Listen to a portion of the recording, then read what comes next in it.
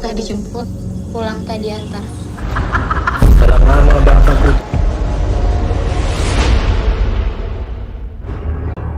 Halo teman-teman, kembali lagi bersama saya. Pada film kali ini saya akan mereview film horor yang berjudul Kuasa Gelap yang dirilis pada tahun 2024. Film ini berkisah tentang seorang Romo yang bernama Thomas yang memiliki kisah hidup tragis di mana ibu dan adiknya harus tewas secara bersamaan dalam sebuah kecelakaan tragis. Kejadian tersebut membuat sang Romo mulai ragu akan keimanannya kepada Tuhan dan mulai mempertanyakan pelayanan yang ia lakukan kepada Tuhan, sehingga membuat dia memilih untuk mengundurkan diri sebagai Romo. Namun saat mengajukan pengunduran diri, ia justru diberi tugas untuk melakukan eksorsisme atau pengusiran setan yang merasuki Kayla, sahabat mendiang adiknya. Kayla dirasuki oleh iblis saat memainkan permainan jelangkung untuk memanggil arwah ayahnya yang telah meninggal. Sosok iblis yang kuat yang bersemayam di tubuh Kayla bukan hanya mengancam nyawanya, tetapi juga nyawa ibunya yang menyimpan masa lalu gelap. Bagaimana kelanjutan film tersebut? Mari kita simak baik-baik ceritanya. Awal film kita diperlihatkan oleh seorang bernama Thomas yang mengalami kecelakaan tragis akibat ditabrak oleh seseorang. Thomas pun berusaha meminta pertolongan, namun karena tidak ingin bertanggung jawab, sang penabrak pun melarikan diri dan pergi meninggalkan mereka. Karena kejadian tersebut, adiknya yang bernama Yandra dan ibunya pun meregang nyawa. Beberapa minggu kemudian, Thomas pun berziarah ke makam ibu dan adiknya.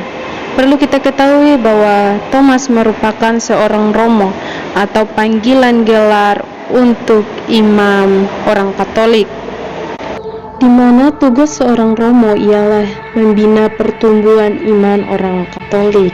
Lalu sepulangnya dari sana, Thomas menemui kepala gerejanya yang bernama Robbie untuk perihal pengunduran diri sebagai Romo di gereja.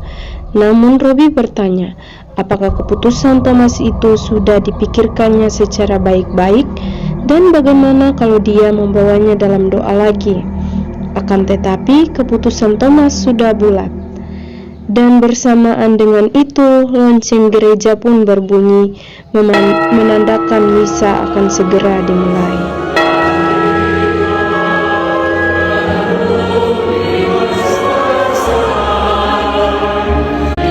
Dalam gereja, kita juga diperlihatkan dengan dua tokoh lainnya yang bernama Maya dan juga Dennis, di mana keduanya berstatus pacaran.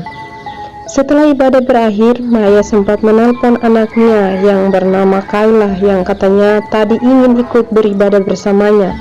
Maya pun menelpon, namun Kayla tidak menjawab teleponnya. Di sisi lain, diperlihatkan Kayla yang dengan sengaja membiarkan ponselnya berdering.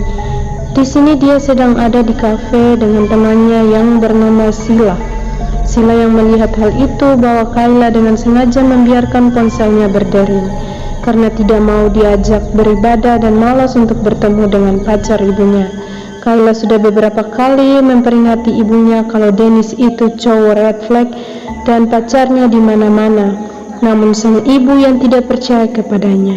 Dalam percakapan itu, Kayla pun mengungkapkan rasa rindunya ke sang ayah yang telah dahulu meninggal. Mendengar hal itu, Sila mengungkapkan idenya kepada Kayla. Ia berniat membantu Kayla memanggil arwah ayahnya. Sila sempat mengurungkan niatnya itu jika Kayla tidak setuju dengan ide gilanya itu. Namun Kayla tiba-tiba menerima pesan WhatsApp dari ibunya, di mana terlihat ibunya memakai cincin tunangan pemberian Dennis.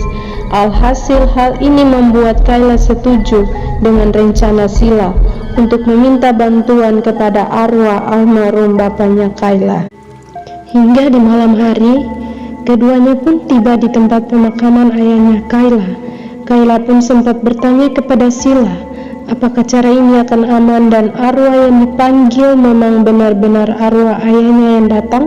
Sila pun mengatakan kalau seharusnya cara ini akan aman-aman saja dan yang akan datang memang arwah ayahnya karena dialah yang akan dipanggil. Setelah itu Sila mengeluarkan sebuah boneka sebagai media perantara dengan arwah ayahnya, Kayla. Sila lalu menyuruh Kayla untuk mengikuti apa yang ia katakan.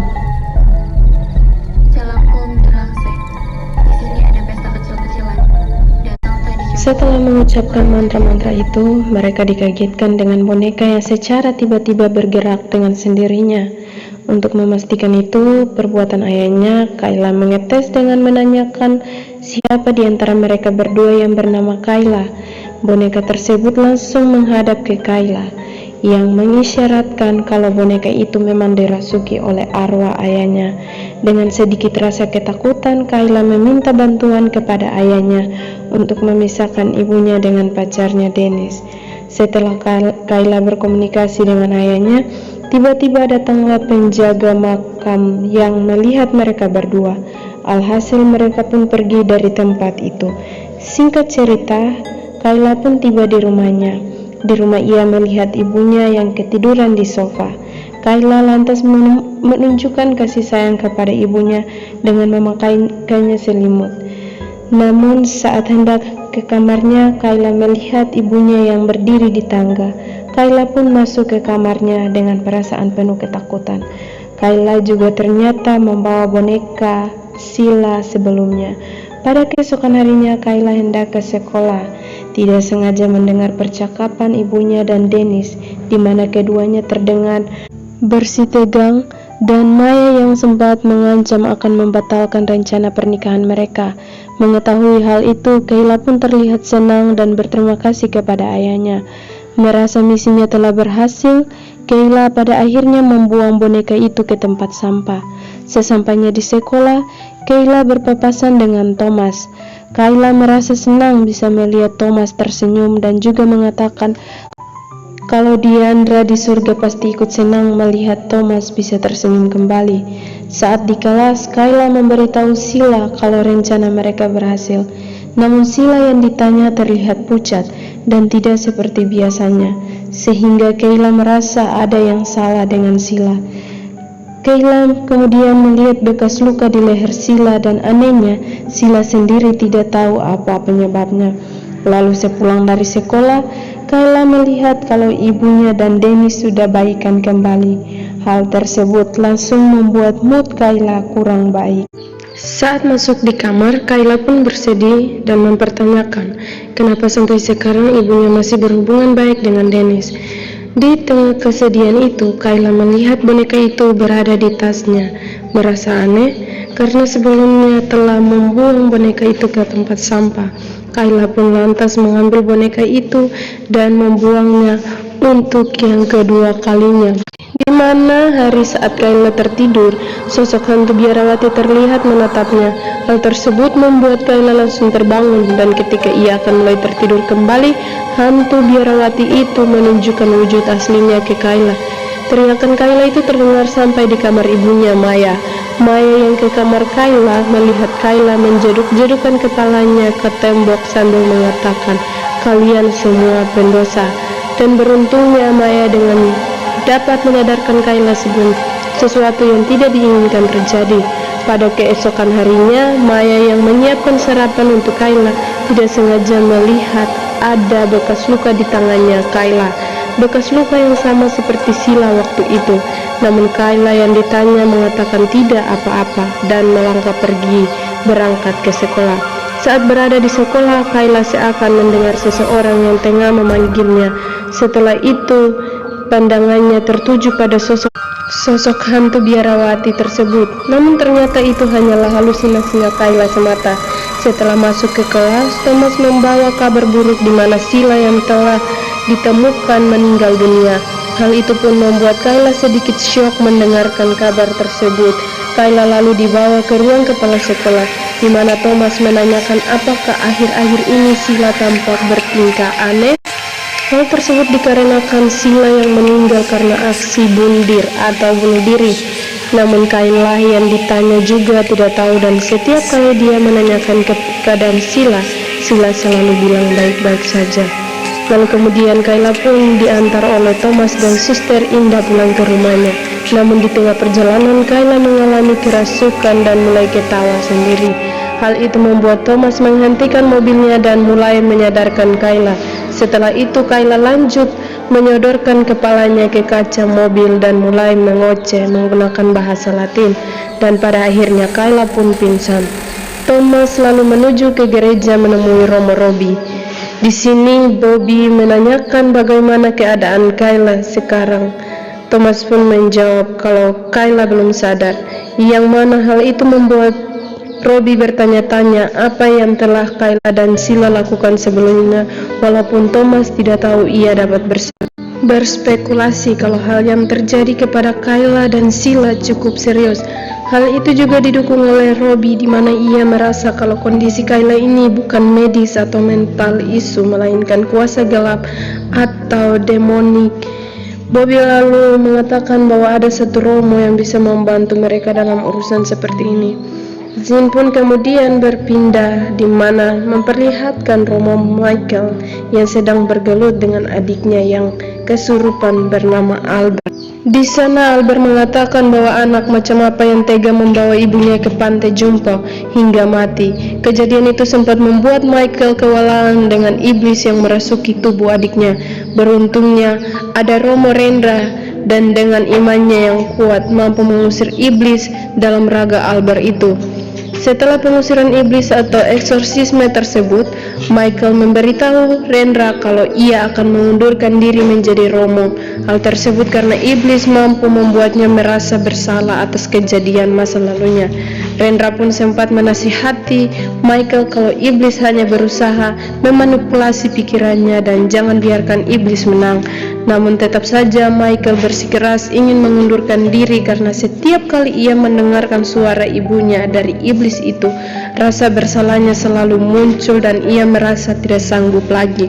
Setelah itu Rendra menemui Robbie, di mana Rendra ini adalah orang yang Robbie maksud sebelumnya. Robbie yang mengetahui bahwa Michael telah resign mengatakan kalau Vatikan sekarang ini melarang Romo melakukan eksorsisme seorang diri. Robbie menyarankan Rendra untuk memiliki seorang asisten, namun Rendra menjelaskan bahwa tidak sembarang orang bisa melakukan pekerjaan ini. Bukan cuma berani dan beriman, tapi dia juga bisa berdamai dengan masa lalunya. Rendra juga mengatakan bahwa sudah lama ia menginginkan seorang penerus, bukan hanya sekedar asisten. Robbie lalu menyarankan Thomas dan berharap Thomas bisa berdamai dengan masa lalunya.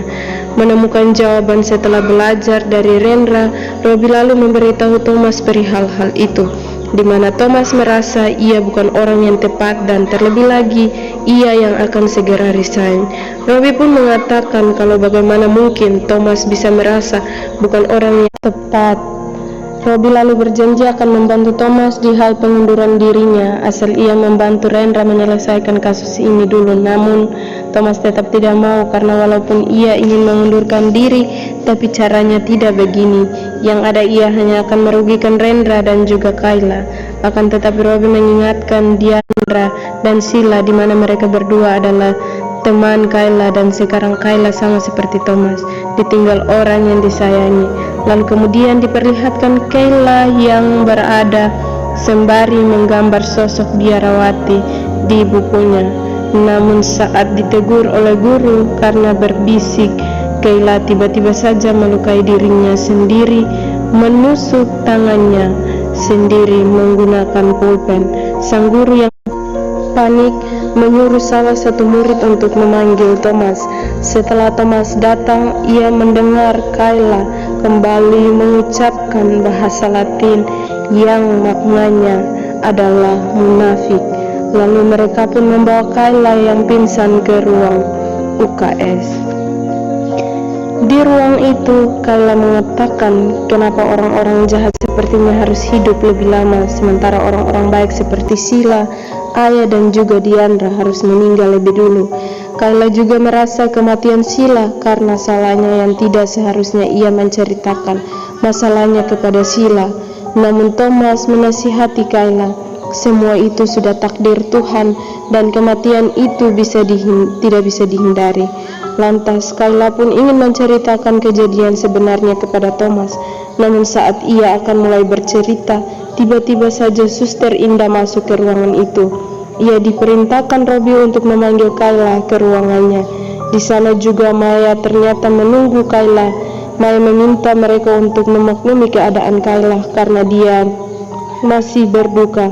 Salah satu suster lalu memberikan saran kepada Maya di mana ia akan menghubungi psikologi kenalannya yang akan membantu Kayla. Dia juga merasa bahwa Kayla harus konsultasi lebih lanjut di luar dari bimbingan konseling di sekolah. Namun Maya merasa tidak perlu karena yang dibutuhkan Kayla sekarang hanya istirahat. Melihat keadaan Kayla yang membutuhkan pertolongan, keesokan harinya Thomas pun bersedia membantu Rendra untuk kasus ini. Bukan rasa takut yang membuat Thomas tidak mau, melainkan ia takut tidak bisa membantu orang lain, sedangkan ia sendiri masih butuh pertolongan. Rendra kemudian menasihati Thomas di mana saat kita berhadapan dengan iblis, dia bisa membaca semua emosi dan dosa masa lalu kita. Dia pakai itu untuk menghasut dan mengintimidasi kita. Belum lagi serangan-serangan fisik iblis itu sangat kuat karena mereka adalah makhluk yang memberontak. Setelah Thomas setuju, dia bertanya bahwa apa saja yang harus ia hadapi dalam dunia pereksorsisme. Rendra mulai menjelaskan bahwa hanya 10% dari kasus seperti ini yang membutuhkan ritual eksorsisme dan kita harus bisa membedakannya. Dan sejak saat itu Thomas mulai belajar tentang jenis-jenis iblis dan juga cara mengusirannya. Rendra juga menjelaskan bahwa iblis bisa melihat dosa kita, karena itu kita harus melakukannya sakramen pengangkutan dosa sebelum melakukan eksorsisme. Karena itulah Thomas melakukan pengakuan dosa di depan Romo Robbie terkait dengan tragedi yang menewaskan ibu dan juga adiknya. Dan yang terpenting dalam semua ini adalah iman. Kita harus sadar bahwa itu adalah kuasa Allah melawan kuasa gelap, sehingga kita sebagai seorang iman harus rendah hati dan harus juga diingat, berhasil itu bukan keberhasilan kita, namun itu keberhasilan Allah. Di malam itu Maya menghampiri Kayla di kamarnya. Ia meminta maaf kepada Kayla karena belakangan ini komunikasinya tidak baik. Namun yang Kayla perlu ketahui kalau Maya selalu berusaha menjadi ibu yang baik untuk Kayla, lalu mengaku bahwa sebelumnya dia main ke kuburan bersama dengan Sheila. Mungkin sejak saat itu Kayla jadi diteror dan Sheila meninggal. Maya lalu bertanya apa yang Kayla dan Sheila lakukan di kuburan. Kayla pun menjawab kalau ia kangen ayahnya. Maya yang terharu lantas memeluk anaknya. Namun secara tiba-tiba ia melihat Kayla, namun dengan sosok yang begitu menyeramkan. Namun itu semua hanyalah sebatas halusinasinya saja. Untuk itulah pada keesokan harinya Maya menelpon Thomas untuk membantu mengusir iblis di tubuh Kayla. Singkat cerita, Thomas, Rendra, dan Suster Indah pun tiba di rumah. Di rumah itu karena Kayla adalah seorang perempuan, maka Suster Indah pun dipanggil untuk ritual kali ini. Setelah mereka ke kamar, Thomas mengatakan kepada Kayla kalau Rendra itu orang yang akan mendoakannya. Sebelum ritual dimulai, Maya disarankan untuk keluar sementara. Saat mereka memulai pengusiran setan, anehnya Kayla tidak bereaksi sama sekali. Kayla pun mengatakan bahwa sebenarnya ia tidak apa-apa, namun ternyata itu semua adalah tipu daya iblis, dan akhirnya iblis di dalam tubuh Kayla itu menunjukkan eksistensinya. Kayla pun mulai memberontak dan menyerang mereka satu persatu. Sementara itu Maya hanya bisa mendengar dan mendoakan anaknya itu dari luar. Di sini Thomas yang ikut membantu malah melihat wujud Diandra yang sedang meminta pertolongan. Hal tersebut membuat fokusnya teralihkan sehingga Rendra kewalahan menghadapi Kayla seorang diri. Lalu saat ada kesempatan, Rendra meminta iblis itu untuk menyebutkan namanya. Iblis tersebut ternyata bernama Dagal. Hal itu lebih mudah membuat Rendra dapat mengusir iblis tersebut, dan pada akhirnya iblis tersebut dapat berhasil keluar dari raga Kayla. Setelah mereka pulang, Thomas pun meminta maaf karena tidak bisa membantu, namun Rendra dapat memaklumi hal itu dan merasa kalau Thomas sudah melakukan yang terbaik. Sementara itu, Maya yang sementara mengawasi barang-barang Kayla tidak sengaja menemukan buku diarinya. Di buku itu, ia mencurahkan isi hatinya akan rasa rindunya kepada ayah, dan di buku itu juga Kayla mengungkapkan rasa bencinya kepada Dennis. Maya juga melihat gambar-gambar Klipi Kayla seperti gambar biarawati, namun dalam sosok yang menyeramkan. Tidak hanya itu, Maya juga menemukan boneka jelangkung di atas tas Kayla. Maya pun memotretnya dan mengirimkan gambar itu kepada Thomas. Di sisi lain, Robin menanyakan kalau Thomas jadi mundur atau tidak. Dia memberitahukan Thomas kalau gereja berat untuk melepaskan, apalagi untuk sekarang ini. Rendra sudah meminta kepada Robin supaya Thomas selalu ikut dengan dia. Namun Thomas menolak dan berharap kalau Rendra mendapatkan rekan yang lebih baik. Akan tetapi Robin menjelaskan kalau Rendra tidak hanya butuh seorang rekan, melainkan pengganti, apalagi dia sudah lama sakit-sakitan. Dan Robin percaya bahwa Thomas punya potensi itu. Robin justru percaya bahwa Thomas punya potensi itu. Robin justru khawatir kalau nanti Rendra sudah pensiun dan tidak bisa eksorsisme lagi. Siapa lagi yang bisa? Namun karena tidak ingin mengingkari janjinya, Robin pun akan membantu Thomas untuk mengurus surat pengunduran dirinya. Saat berada di rumah, Thomas pun mengingat masa-masa indahnya dengan keluarganya. Saat ibunya menghadiahkan Thomas sebuah baju ibadah, sementara Diandra memberikan kalung bertanda salib untuknya. Di lain cerita, Maya baru bangun tidur melihat Kayla berdiri di pojokan, dan anehnya Kayla tiba-tiba saja ikut berbaring dengannya. Hal itu membuat bulu kuduk Maya sedikit merinding dan merasa ada yang janggal dengan sikap Kayla. Setelah itu diperlihatkan Dennis yang melabrak Kayla. Maya pun mendengar kejadian itu dari atas. Ia memarahi Dennis yang sudah bersikap kasar dengan Kayla. Dennis pun mulai menjelaskan alasannya di mana ia merasa itu bukan Kayla dan Kayla masih dalam keadaan kerasukan. Namun Kayla mengatakan kepada Maya kalau seperti inilah sikap asli Dennis, yaitu brengsek. Karena Maya lebih mendengarkan Kayla, akhirnya Dennis pun melegang pergi dari rumah itu. Di malam harinya, Maya mengajak Rendra bertemu Maya, mengatakan kalau belakangan ini perasaan gelisah dan rasanya selalu membuat hidup Kayla susah. Hal tersebut karena masa lalunya. Maya cukup kelam. Ia hamil di luar nikah waktu SMA dan ia diusir oleh kedua orang tuanya. Hidupnya sangat kacau sampai ia bertemu dengan almarhum suaminya. Di alam yang membimbing Maya mengenal Tuhan, dan sampai sekarang Kayla tidak tahu bahwa dia bukanlah ayah kandungnya. Semenjak dia meninggal, Maya dan Kayla merasa telah kehilangan jalan hidup. Rendra yang mendengar cerita itu mengatakan kalau semua orang punya masa lalu dan itu tidak penting. Yang penting saat ini di mana kita hidup dalam ajaran Tuhan dan mengakui dosa-dosa kita.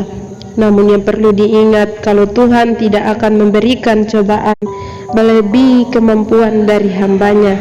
Setelah itu Maya memberitahu Rendra kalau ia menemukan boneka jelangkung di kamar Kayla dan merasa kalau Kayla belum benar-benar sembuh. Sesampainya di rumah, Rendra tidak sengaja menjatuhkan kitab atau buku di mana di sana salah satu ayat berbunyi, lalu yang keluar membawa serta 7 roh lain yang lebih jahat dari dia. Mereka masuk dan tinggal di situ. Akhirnya keadaan orang itu lebih buruk dari keadaannya semula. Mengetahui keadaan sebenarnya, Rendra pun mencoba menghubungi Thomas, namun Dewi Fortuna seakan tidak memihak kepada Rendra, di mana sinyal saat itu tidak mendukung. Lalu di tengah jalan, Rendra pun berhenti karena melihat Kayla berada di tengah jalan. Saat ia membawanya ke dalam mobil, anehnya secara tiba-tiba mobil Rendra mogok.